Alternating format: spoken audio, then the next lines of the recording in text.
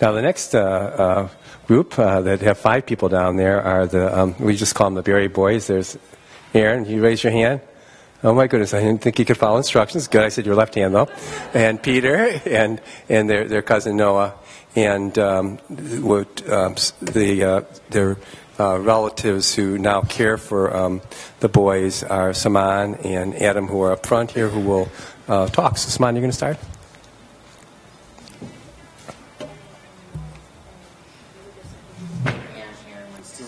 Oh, Aaron. Okay, you start. Good. Go for it. Thank you all for coming today to listen to our story.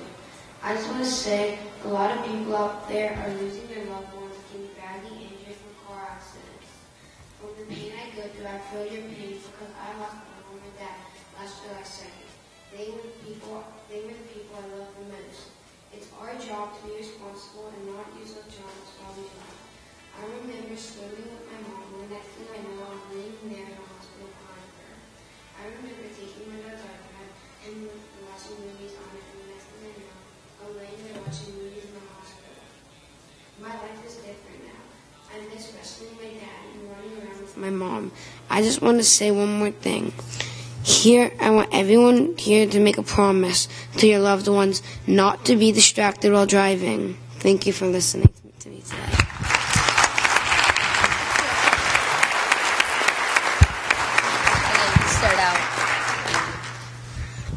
Hi, our names are Noah and Peter Berry. Thank you all for coming today. We are very appreciative to be here. We are going to tell you about our lives before this unthinkable accident happened. We all used to play together as a big, happy family. On most Fridays, we used to get together after school. We scurried about the stairs, played dodgeball with stuffed animals, and pretended to be pro wrestlers. We would then tackle each other in the front and play tag. We would finally cool off in the pool and take a jacuzzi bath before my mom said, "Peter, it is time to go." I love hugging my Aunt Robin, but it was never fun to say goodbye. I always knew I would see them the next day. But sadly, last July 2nd, our world suddenly changed. There is no proper way to explain my family's terrible car accident and the challenges I have to face every day. I just wish I can go back to those fun times, even for just 5 seconds. We all wish we can have one more chance to get them a hug and kiss. With your cooperation, we could change innocent people's lives forever. Today, we ask for your help. Thank you very much. At the end of May 2011, my husband's brother Joshua confirmed that if something should ever happen to him and his beloved wife Robin, that we, my husband and I, would take care of their 3 precious children, Peter, Aaron, and Willa. We thought it was an honor that they would choose us, but it never crossed our minds that anything would ever happen. 6 weeks later, my husband and I were in Northern California in search for a neighborhood and school for our 2 children. Due to an opportunity in my husband's career, we were planning to move from Houston to the Bay Area.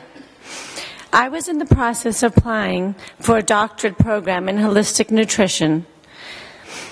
Though the brothers Joshua and Matt had this very important discussion, nothing was going to happen, and we were making plans for our family and our future. At the same time, Joshua and his wife, Robin, were doing what they looked forward to every year, their annual road trip. They were having a wonderful vacation, spending time hiking in the Colorado mountains, drinking hot chocolate, watching movies, running and cartwheeling in the green grass, enjoying these pleasures until it abruptly came to an end. In a flash, Like all distractive driving accidents, all our lives were shattered. On their return home on July 2nd at 11 p.m. on a rural 2-lane highway in West Texas, they were hit head-on by a driver who reached to the back of his car to retrieve a CD. He lost his focus and swerved into the oncoming lane and hit the one lone car. The unimaginable happened. Our dearest Joshua and Robin passed away at the scene of the accident. Their beautiful boys, Peter and Aaron, were in critical condition and both sustained spinal cord injuries.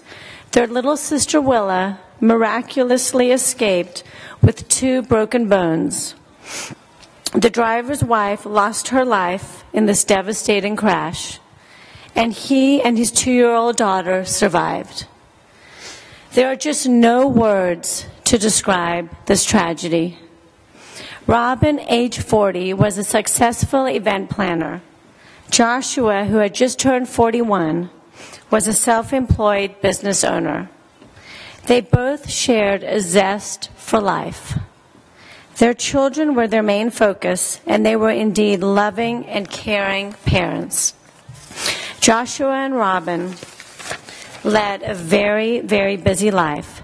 They were a giving couple who immersed themselves in many civic and philanthropic endeavors.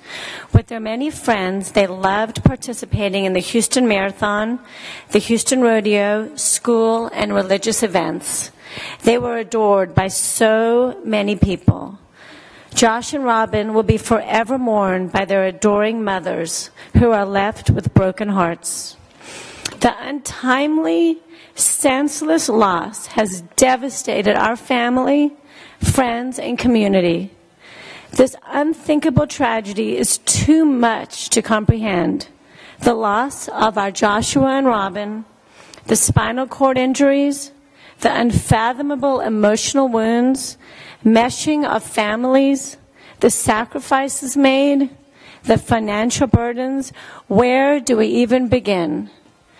Our beloved Peter, Aaron, and Willa, these 3 magnificent, courageous children, have led the way. The wonderful qualities of your mom and dad shine in you.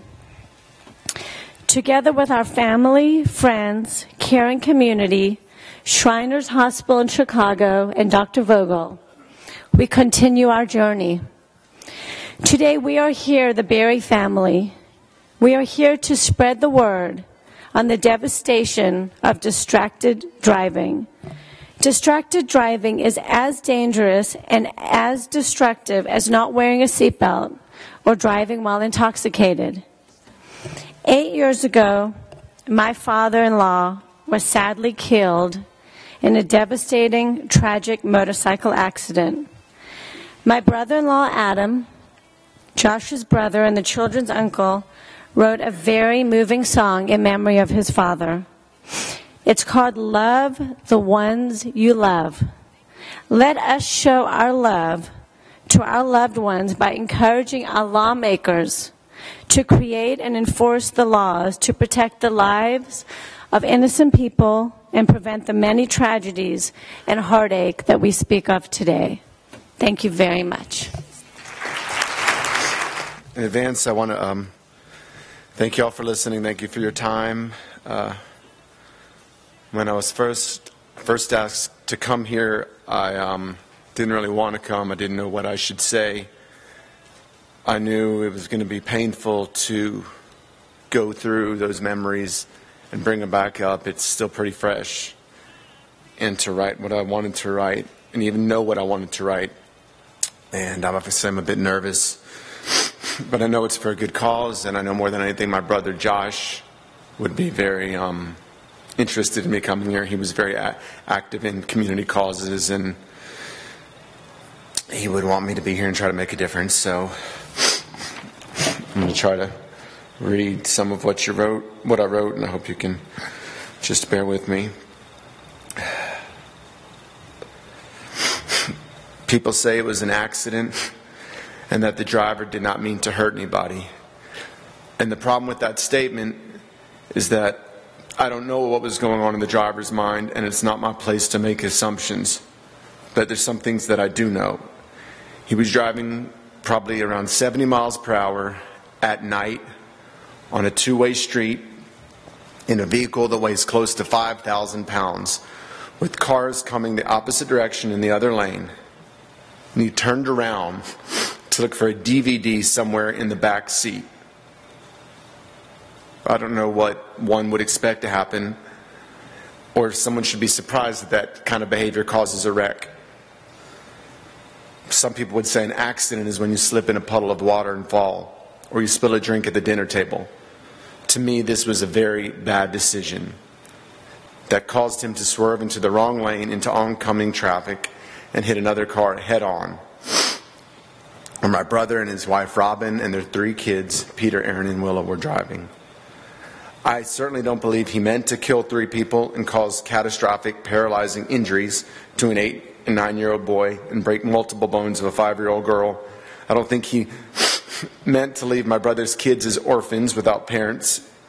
But by making a bad decision, he killed my brother, my best friend, Joshua Berry, and my sister-in-law, Robin Berry, 2 extraordinary, wonderful, giving people.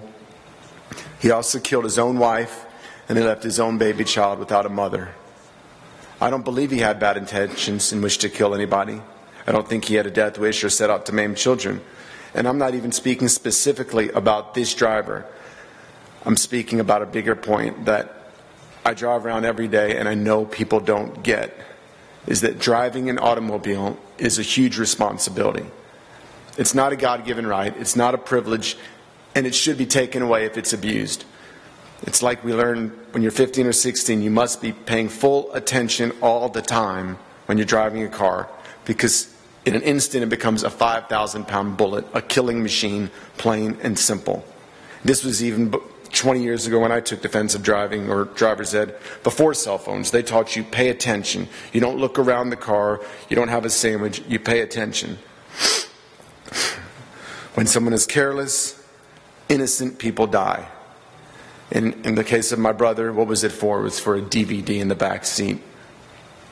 In some ways, it's kind of like going to rob a bank. They're both bad decisions. One of them might be more intentional, but it's a bad decision, and other people's lives are at stake. Like when you're driving, I don't think people have the right to make bad decisions or bad choices. If you're unsure that a car can instantly be turned into a killing machine, you can go to any rehab facility across the country, any trauma center. You'll see children, parents, friends, grandparents, brothers, sisters crying, lives literally ripped apart. Unfortunately, in the last year, I've spent way too much time at these places. Going a few years back, on the evening of November 19th, 2003, I was putting music CDs and pictures and bio into envelopes to be mailed out for promotional purposes. I'm a musician, and that's something I have to do. It's just a mundane activity to promote shows, etc. I've been doing this for maybe an hour or so, and I get a phone call from my brother Matt. He was screaming and crying hysterically, and I couldn't understand him at first. But it came through that our father had just been killed in a driving accident. And that's how it happens. That's how you get the news. You're just doing some daily routine activity, nothing special, and in a flash your whole universe changes, and you can never go back to the way things were. Instantly, the world is a different place for you. But that night on the motorcycle, my dad was driving on a multiple-lane freeway, and 2 young girls changed lanes or swerved into his lane. I don't know exactly, but they knocked him off his bike and he was killed. I can't say exactly whose fault it was. If they were distracted, I probably will never know, because you can't get the whole story sometimes. And my dad couldn't give his side of the story, but it was made clear he didn't really do anything wrong driving-wise. But he did make a bad decision as far as I'm concerned, because he was on a motorcycle, and that's dangerous. We did not like him to ride it, and he usually would not ride the motorcycle at night or on freeways, but there was a heavy rain a few days earlier and his car had been flooded.